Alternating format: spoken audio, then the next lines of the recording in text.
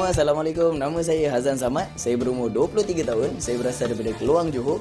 Dan harapan saya masuk AIT ni, semoga semua viewers menerima saya seadanya. Dan saya akan cuba buat yang terbaik.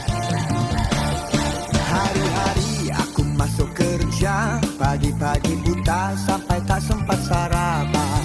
Kerana aku duduk di bandar, kereta makin banyak, paling ku pusing kepala. Kalau lambat takut gaji kena potong, balik lambat tak ada pula aku untung. Hari-hari aku menghadap benda sama kepala. Kita tengok nanti. Okey, banyakkan edit muka saya, tolonglah. Terima kasih. Assalamualaikum.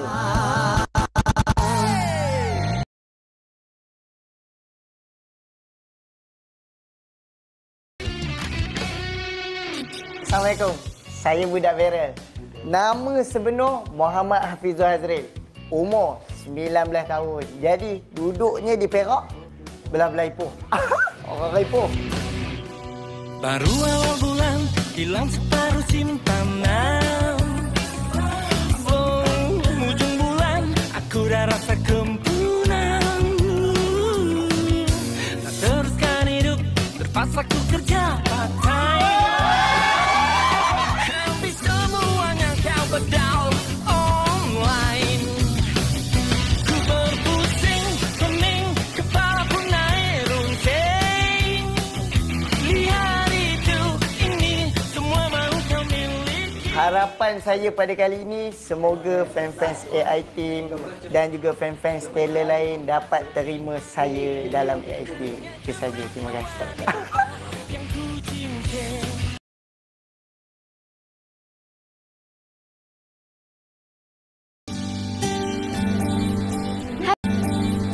Hai Yang Penguat, saya Nur Najla Zulaika. Saya berumur 19 tahun dan berasal daripada Jitra, Kedah. Tercipta satu senyuman saat engkau hadir dalam hidupku. Seperti bunga yang layu kini mekar kembali. Beginikah rasa cinta setelah hatiku hancur tersiksa. Oh bahagianya. So harapan Nazla kepada semua viewers AI Team. Nazla harap hampa semua boleh terima Nazla and support Nazla. Nazla akan cuba sehabis baik insyaAllah. Awak, betul kan orang cakap? Lepas hujan.